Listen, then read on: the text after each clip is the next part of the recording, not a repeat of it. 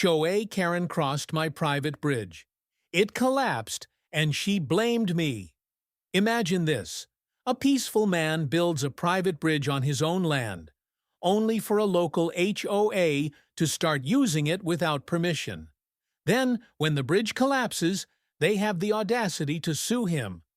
But they had no idea who they were dealing with, because this homeowner wasn't just some random guy. What happened next would expose their greed, hypocrisy, and stupidity for the entire town to see. Let's get into it. Hey everyone, before we dive into this wild story, make sure to like, subscribe, and hit that notification bell. Because today's story is about how one man's simple act of generosity turned into a lawsuit nightmare, and an unbelievable twist that left an entire HOA speechless. Thomas Reed wasn't a troublemaker, far from it.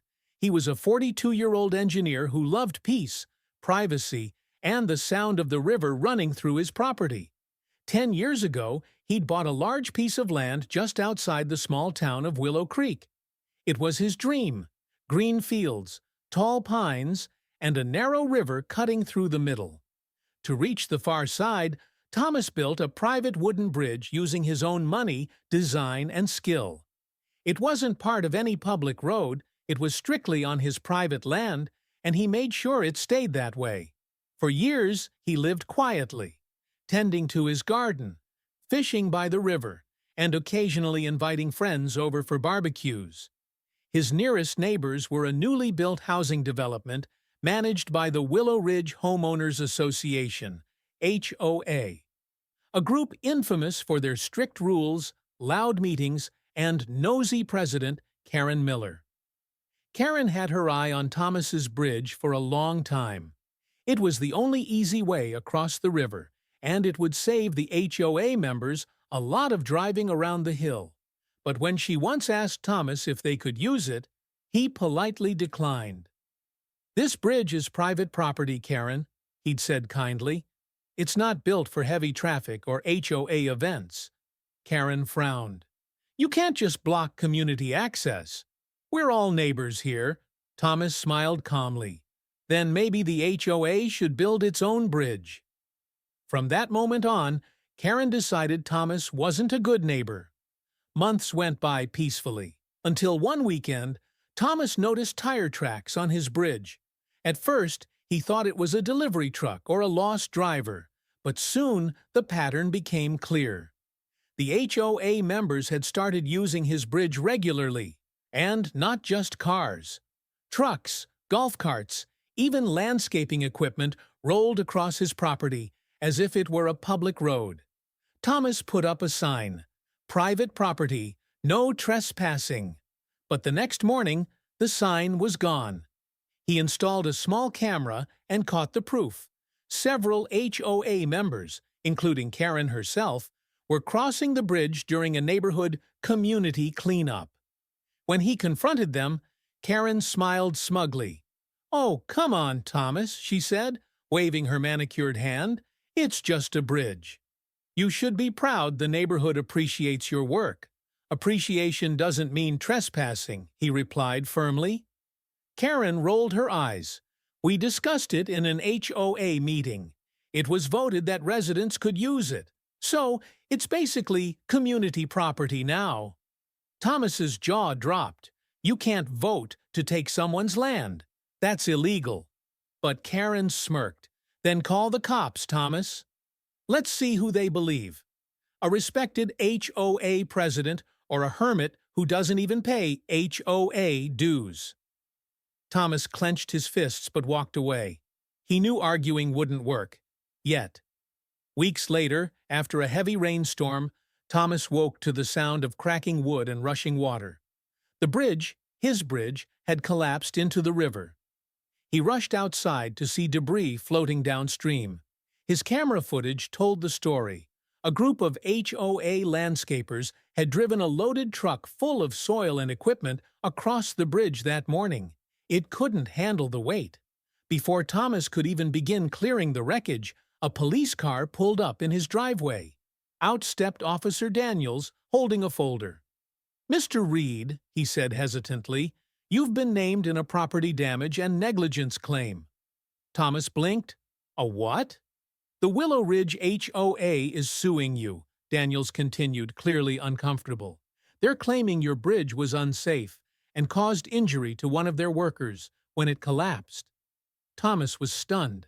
They had trespassed on his land, used his private bridge without permission, destroyed it, and now they were suing him for it. The news spread fast. The HOA accused him of knowingly allowing unsafe infrastructure near the community. Karen even posted on social media, "Irresponsible property owners endanger residents. HOA to take legal action." The arrogance was off the charts, but Thomas wasn't about to roll over. Thomas hired an attorney named Rachel Adams, known for her sharp tongue and love of justice. Together, they built an airtight case, complete with land deeds, camera footage, and the original private property sign receipts. In court, Karen strutted in like she'd already won. She told the judge, "Your Honor, Mr. Reed's bridge was positioned where residents frequently walk and drive. He failed to ensure public safety." Rachel stood calmly. "Your Honor," she said, "the bridge in question was built entirely within Mr. Reed's private property. The HOA had no right or permission to use it." Karen interrupted. "We voted—" Rachel slammed down the printed footage from Thomas's camera. "You voted to trespass?" she shot back.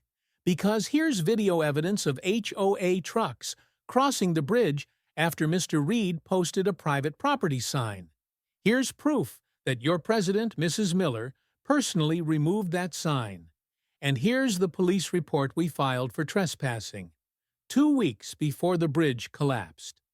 The courtroom went silent. The judge leaned forward. "Mrs. Miller, is this true?" Karen fidgeted, her fake confidence cracking. "Well, we believed—" "Belief doesn't override property law," the judge said sternly. "You can't take what isn't yours." By the end of the trial, the HOA's lawsuit had completely backfired. Not only was the case dismissed, but the HOA was also ordered to pay Thomas for the damage and cover his legal fees, totaling over $95,000. Karen's jaw dropped as the gavel hit the desk. The court ruled in Thomas's favor. Thomas could have stopped there, but he wasn't done teaching them a lesson. With the court's ruling, he officially fenced off the entire area around his land and built a steel security gate at the entrance of the bridge site, with a large sign that read, "Private property. Trespassers will be prosecuted." But that wasn't all. Thomas soon learned that the HOA had built several walking trails that technically crossed a corner of his land, without his consent. Using the same court documents that proved ownership, he sent a legal notice demanding immediate closure of those paths, or a monthly rental fee of $3,000 for continued access. The HOA didn't have that kind of money. Within months, they were forced to reroute their trails and spend thousands more to build a new bridge, this time on their own side of the river. As for Karen Miller, she was voted out as HOA president after members realized her arrogance had cost them dearly. Meanwhile, Thomas rebuilt his bridge stronger than ever, but this time with a gate and motion sensors. When his friends asked why he went through all that trouble, he smiled and said, "Peace is worth protecting, even if it takes a lawsuit to remind people what private property means." This story teaches us an important lesson. Respect goes both ways. When people start thinking they're above the rules, whether it's a powerful HOA or a self-righteous neighbor, karma has a funny way of bringing them back down. Thomas didn't have to shout or fight dirty. He let truth, law, and patience do the talking. Sometimes, doing the right thing quietly is the loudest victory of all.